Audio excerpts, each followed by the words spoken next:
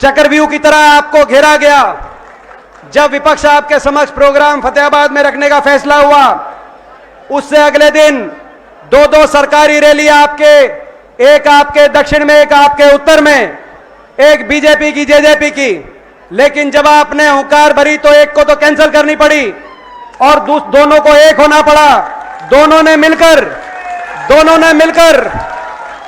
मिलकर रैली करी आज ओडा में, सिरसा में। वहां के भी नजारे आ रहे हैं। प्रेस वालों पे दबाव है, सरकार बहुत इश्तिहार देती है, उनको वहां का लाइव टेलीकास्ट करना पड़ रहा है। ज्यादा पिछले 1 घंटे से मैं देख रहा था, 1 घंटे में 59 मिनट लाइव टेलीकास्ट सिरसा का दिखाया। मगर मैं आपको बधाई देता हूं, जो 1 मिनट यहां का नजारा चला, सिरसा की भाजपा जज्बा की रैली साफ हो गई। और आपका आज का संदेश गया। आज दोनों सरकारी रैली, दोनों सरकारी पार्टी एक तरफ और जनता की रैली उन पे भारी, जनता की आवाज उन पे भारी, विपक्ष उन पे भारी। कारण है इसका कारण है क्योंकि लोगों ने तराजू पे रख के तोल के फैसला किया है। लोगों ने देख लिया 8 साल इनकी सरकार, इन्होंने हरियाणा को किस तरह से पटरी से उतारने का काम किया। इन्होंने जो हरियाणा 2014 से पहले विकास दर में, प्रति व्यक्ति आय, प्रति व्यक्ति निवेश में, कृषि उत्पादकता में, खेल खिलाड़ियों के मान सम्मान में नंबर 1 था, आज वो हरियाणा बेरोजगारी में नंबर 1 बनाने का काम इन्होंने किया। जो हरियाणा चौधरी भूपेंद्र सिंह हुड्डा जी के समय, कांग्रेस पार्टी की सरकार के समय शिक्षा का हब था, खेल का हब था, 750 खिलाड़ियों को सीधा लगाया गया था, 27 यूनिवर्सिटीज स्थापित की गई थी, जिसमें से 12 सरकारी यूनिवर्सिटियों, 1 लाख से ज्यादा भर्ती केवल शिक्षा महकमे के अंदर, जेबीटी से लेकर। और इन यूनिवर्सिटियों में जो सारी यूनिवर्सिटी बनी, चाहे लाला लाजपत राय यूनिवर्सिटी हो, चाहे चौधरी छोटू राम यूनिवर्सिटी हो, चाहे चौधरी बंसीलाल यूनिवर्सिटी हो, चौधरी रणबीर सिंह यूनिवर्सिटी हो, बाबा Saheb Bhimrao Ambedkar national law university, चाहे फरीदाबाद में हो, इनके अंदर प्रोफेसर से लेकर शिक्षकों 1 लाख से ज्यादा शिक्षा महकमे में भर्ती करी थी। शिक्षा का हब, खेल का हब। आज वो हरियाणा शिक्षा और खेल का हब नहीं, आज वो हरियाणा नशे का, चिट्टे का, शराब का हब बनता जा रहा है कि नहीं? जब मैं आपसे सवाल पूछना चाहता हूं। आज दस्तखत दे दिए जो रिकॉर्ड तोड़ बेरोजगारी हरियाणा में आई है, उस बेरोजगारी के साथ साथ अपराध में आज हरियाणा का नाम देश में आ गया है। और सबसे ज्यादा नशे का, जिस नशे से हम बचे हुए थे, एक तरफ पंजाब में एक पीढ़ी खराब हो गई नशे में, एक तरफ दिल्ली के अंदर, लेकिन हरियाणा बचा हुआ था। लेकिन उस नशे ने दस्तखत दे दिए, आज इस इलाके में दे दिए, हरियाणा के अंदर दे दिए। आज लोगों ने तराजू पे रख के तोल के फैसला किया। आज यही कारण है। एक हरियाणा उस समय जो किसान के हकों के फैसले में देश में सबसे आगे था, चाहे किसान के फसल के भाव की बात हो, किसान को मुआवजे की बात हो, किसान को कोऑपरेटिव के कर्ज माफी की बात हो, ब्याज माफी की बात हो, बिजली के बिलों की माफी की बात हो, आज वो हरियाणा किसान के अत्याचार में देश में सबसे ज्यादा आगे हरियाणा कुख्यात हुआ। मैं बता सकता हूं, जब किसान आंदोलन चल रहा था तो किसान आंदोलन में मैं देखता था, देश की सबसे बड़ी पंचायत में जब मैं जाता था, मैं जितना अकेलापन मैं वहां महसूस करता था, क्योंकि 15 सांसद जाते हैं हरियाणा से, 14 भाजपा के। जब वहां जाकर मैं किसान पे जो चोट पड़ रही थी, 700 लाशें इन बॉर्डर से अपने अपने गांवों में हरियाणा पंजाब में लौट रही थी, किसान की कुर्बानी ली जा रही थी। जब उनकी गवाही देने में खड़ा होता था तो मैं देखता था भाजपा के सांसद जो हरियाणा से गए हैं, और भाजपा के देश के सांसद मंत्री मजाक उड़ाते थे, खिल्ली उड़ाते थे, ताने कसते थे। ऐसा अकेलापन जो मैंने महसूस किया है, मैं आपको यह भी कहना चाहता हूं, अपने बड़े बुजुर्गों से, भाइयों से, इस पूरे इलाके से आने वाले समय में आपने मन बना लिया है, तय कर लिया है, चंडीगढ़ की सरकार तो आप बदलोगे, लेकिन उसके साथ साथ जो विधायक और जो सांसद आप यहां से चुन के भेजें। आपको याद होगा हरियाणा विधानसभा में भी अविश्वास प्रस्ताव लेके आए थे हुड्डा साहब, वहां भी जो विधायक थे बोलते कुछ थे लेकिन उसके खिलाफ मतदान कर रहे थे। जो विधायक और सांसद आप चुन के भेजो, कम से कम ऐसे चुन के भेजना कि हरियाणा के गरीब पे, मजदूर पे अगर चोट पड़े तो उनकी दर्द की गवाही देने के लिए दिल्ली के अंदर और चंडीगढ़ के अंदर खड़े हो जाएं। ऐसे लोगों को आप चुनकर जरूर भेजना। आज किसान अत्याचार में, बेरोजगारी में निवेश में नंबर 1 थे, बेरोजगारी में नंबर 1, किसान के हक में नंबर 1 थे, किसान अत्याचार में नंबर 1, गरीब कल्याण में हम नंबर 1 थे, गरीब की पेंशन में नंबर 1 थे। चाहे 100-100 गज के प्लॉट के फैसले की बात हो, SC BC के और 36 बिरादरी गरीब परिवारों के लिए आज वो योजना भी ठप पड़ी है। हम आह्वान करते हैं, मुख्यमंत्री जी ओडा में आह्वान करते हैं, 4 लाख परिवारों को 100-100 गज के प्लॉट दिए गए थे, ना तो बाकी परिवारों को एक नया प्लॉट दिया गया जो वंचित रह गए थे, और जो प्लॉट दिए गए थे उन कॉलोनीज के ऊपर ना एक गली का एक पानी के कनेक्शन ना कोई काम हुआ। मुख्यमंत्री जी, करना है तो उस योजना को आप लागू दोबारा करके जाओ। चाहे 100 गज के प्लॉट की योजना की बात हो, चाहे मकान की योजना की बात हो, मकान की किस्त की बात हो, किस्त भी यूं की यूं पड़ी है, मुख्यमंत्री मुफ्त इलाज योजना की बात हो, स्कूल के अंदर वजीफे की बात हो, गरीब परिवार के बच्चों के लिए 1ली से 12वीं क्लास तक सबसे पहले और सबसे ज्यादा वजीफा छुट्टी के रूप में हरियाणा का था। आज वो वजीफे भी बंद पड़े हैं। पेंशन सबसे ज्यादा हरियाणा की थी, बड़े बुजुर्गों की पेंशन गरीब कल्याण में। और आज भी, और आपको याद होगा, आज एक आम आदमी पार्टी की रैली हो रही है, उस समय उनकी भी सरकार थी 2012 से 14 तक दिल्ली में, लेकिन हम उस समय भी हमने छुट्टी बोल के और चुनौती दे के कहा था कि देश में सबसे ज्यादा पेंशन होगी तो हरियाणा में होगी। और आज भी वो आए हैं तो उनको चुनौती देके बोलते हैं आगे सरकार हमारी बनेगी, आप अपनी जितनी पेंशन का इंतजाम कर लेना।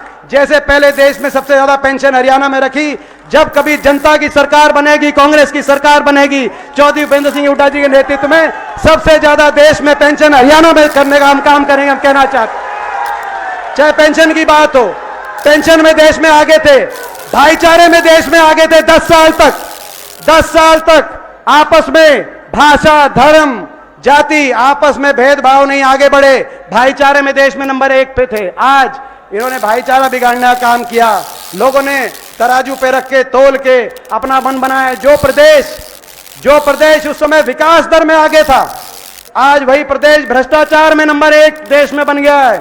और ये जो भ्रष्टाचार में नंबर, मैं यही बात अपनी खत्म करूंगा, जो भ्रष्टाचार में नंबर 1 बन गया है, ये कोई भ्रष्टाचार में नंबर 1 सोची समझी साजिश के तहत बना है। क्योंकि ये जो सरकार बनी है किस समझौते के आधार पर बनी है मैं बताना चाहता हूं। लोग नहीं चाहते थे इस सरकार को बनाना।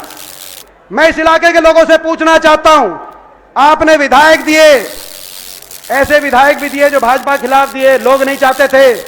75 पार का नारा था कि नहीं था? 75 पार का नारा 2019 में था कि नहीं था नारा? टीवी 85 पार दिखा रहा था। एबीवी वाले खड़े हैं, एबीवी वालों मत भूलो, वोटिंग से 3 दिन पहले आपने 85 दिखा दी थी बीजेपी की, हमारी 3 दिखाई थी। आप मत भूलो, निजाम बदलेगा, सरकार बदलेगी, आप मत भूलो। हम भी नहीं भूले जो आपने सर्वे दिखाया था। 75 पार का नारा था, टीवी 85 पार दिखा रहा था, मगर लोगों ने उस 85 पार और 75 पार के नारे की हवा निकाली थी कि नहीं निकाली थी? मैं आपसे पूछना चाहता हूं। एक पार्टी थी जिसका नारा था जमुना पार, कहा था कि जमुना पार। लोगों ने तो बीजेपी की सरकार को कर दिया था जमुना पार, लेकिन जमुना पार से जेजेपी पार्टी, दुष्यंत चौटाला उप मुख्यमंत्री की पार्टी, जमुना पार से उनका हाथ पकड़ के लेके जमुना में डुबकी लगा के नहला धुलाकर दोबारा से बीजेपी की सरकार चंडीगढ़ में बनवाने का काम किया उस पार्टी ने। इस इलाके ने भी उस पार्टी को विधायक दिए, उकलाना का दिया, टोहाना का दिया। मैं कहना चाहता हूं, लोग सरकार को बदलना चाहते हैं, इसका एक और सबूत है। सबूत यह है कि मुख्य जो सरकार होती है उसका बड़ा चेहरा उसके मंत्री होते हैं। 12 मंत्री उतरे थे मैदान में। अगर सरकार अच्छी है तो मंत्रियों को आशीर्वाद मिलता है, मंत्री जीतते हैं, लेकिन लोगों ने सब धाराशाही कर दिए। मैं पूछना चाहता हूं, नारनौल से कप्तान अभिमन्यु जी हारे थे कि नहीं हारे थे? महेंद्रगढ़ से रामविलास शर्मा जी को शिकस्त मिली, दान सिंह जी बैठे हैं यहाँ। रोहतक से मनीष ग्रोवर जी को लोगों ने हराने का काम किया, भारत भूषण बत्रा जी बैठे हैं यहाँ। इसराना से किशन पवार जी को हराने का काम किया, बलबीर वाल्मीकि जी बैठे हैं यहाँ। पूरे प्रदेश में सोनीपत से कविता जैन हारी तो शाहबाद से किशन बेदी हारे। पूरे प्रदेश में सारे मंत्रियों को हरा दिया, बदलना चाहते थे। यहां तक कि टोहाना में जो भाजपा के प्रदेश अध्यक्ष थे सुभाष बराला जी को हराने का लोगों ने काम किया था कि नहीं किया था? मैं आपसे सवाल पूछना चाहता हूं। वो भाजपा की सरकार दोबारा बनाने के लिए नहीं किया था। सुभाष बराला जी को हराने का काम, भाजपा के प्रदेश अध्यक्ष को हराने का काम लोगों ने सरकार बदलने के लिए किया था। और बादली से उसके बाद जो उनके प्रदेश अध्यक्ष धनखड़ साहब जीते, बादली से 20,000 वोटों से हराकर यहां पे कुलदीप वत्स जी बैठे हैं। इनको जिताने का काम इस सरकार को बदलने के लिए किया था। लेकिन टीवी में खबर आई, जिस दिन गिनती हुई आपने देखा कि काम हो सकता है बन जाए, सरकार भाजपा की जमुना पार भगा दी हमने। लेकिन टीवी में खबर आई कि चल दिए जेजेपी के मालिक, चल दिए दुष्यंत चौटाला, अमित शाह जी के घर पे चल दिए। आई थी कि नहीं आई थी खबर? मैं पूछना चाहता हूं। और वापस आए, बाहर निकले तो कहा समझौता हो गया, समझौता हो गया, 5,000 बुढ़ापा पेंशन पे समझौता हो गया। मैं पूछना चाहता हूं आपसे, 5,000 बुढ़ापा पेंशन आपको मिल रही है कि नहीं मिल रही? मैं आपसे पूछना चाहता हूं, कितनी मिल रही है? कितनी मिल रही है? 2,500। वो भी काटने लग रहे हैं। उसी समय जब ये आया उनका प्रेस कॉन्फ्रेंस की 5,000 बुढ़ापा पेंशन पे समझौता हो गया, हुड्डा साहब ने प्रेस कॉन्फ्रेंस करी कि कांग्रेस के घोषणा पत्र में पहली घोषणा है, हम 1 नवंबर 2019 यानी कि 3 साल पहले हम 5,000 बुढ़ापा पेंशन करेंगे। और जैसे कि पहले करके दिखाया है, 5 साल में उसको दुगनी करने का काम करेंगे। लेकिन उनने कहा कि नहीं, कांग्रेस पार्टी के हाथ से नहीं, सोनिया जी के हाथ से नहीं, हुड्डा साहब के हाथ से 5,000 नहीं दिलवाएंगे, हम तो खट्टर साहब के बीजेपी के राज में दिलवाएंगे। 5,000 पेंशन नहीं, 5,000 पेंशन का समझौता भी नहीं। समझौता मेरे काका, मेरे ताऊ, मेरे बड़े बुजुर्गों, मेरे नौजवान साथियों, समझौता 5,000 की पेंशन का नहीं था, हरियाणा को लूटने की छूट का समझौता था, हरियाणा में भ्रष्टाचार का लाइसेंस का समझौता था, महकमे आपस में बांटने का समझौता था। कौन कौन सा महकमा बांटेगा? शराब के महकमे में कौन लूटेगा, माइनिंग के महकमे में कौन लूटेगा, रजिस्ट्री के तहसील के महकमे में कौन लूटेगा। बाकी ज्यादा लंबी लिस्ट तो मैं क्या बताऊं, दादा गौतम बता देंगे। सारी लिस्ट ले रहे हैं, कौन कितना जीम रहा है, कौन कितना जीम रहा है, कौन कितना जीम रहा है, कौन कितनी डकार रहा है, वो बता देंगे। और रही कहीं कसर कुछ रह गई तो रोहतक के हमारे सांसद अरविंद शर्मा बता देंगे, रही कहीं कसर रह गई, कैसे हरियाणा को लूटा जा रहा है, कैसे हरियाणा में भ्रष्टाचार किया जा रहा है। मैं कहना चाहता हूं, लूटने में लगे हैं। डबवाली से हिसार तक किसी गांव में चले जाओ, बता देंगे किसकी प्रॉपर्टी कहां बन रही है। मैं एक एक का नाम मंच के माध्यम से नहीं लेना चाहता, मगर इसमें कौन पिस रहा है? हरियाणा का नौजवान, जिसका भविष्य आज अंधकार में है। तो मैं आप सबसे आखिर में अपनी बात पूरी करते हुए, समाप्त करते हुए पूछना चाहता हूं, हरियाणा के अंदर ऐसी सरकार जिसने भट्टा बिठा दिया 8 साल की अपनी सरकार में, इस सरकार को चाहते हो या इस सरकार को बदलना चाहते हो? तो सरकार को बदलने के लिए जैसे किसान आंदोलन में आपने संघर्ष किया और संघर्ष की जीत हुई, संघर्ष करना पड़ेगा 1.5-2 साल का समय, कंधे से कंधा मिलाकर इस संघर्ष में आपका साथ, आपका सहयोग, आपका आशीर्वाद मिलेगा तो हम जीतेंगे। इन बेईमानों का राज बदलना पड़ेगा, ईमानदारी से लड़ाई लड़नी पड़ेगी। हम संकल्प लेते हैं आपको, हम इस ईमानदारी से लड़ाई लड़ेंगे, इस ईमानदारी से संघर्ष करेंगे। मगर आपसे पूछता हूं कि भाई इस ईमानदारी से संघर्ष में आपका पूरा साथ, आशीर्वाद मिलेगा 1.5 साल तक? तो हाथ खड़ा करके सबसे मैं पूछना चाहता हूं। आपका बहुत बहुत धन्यवाद।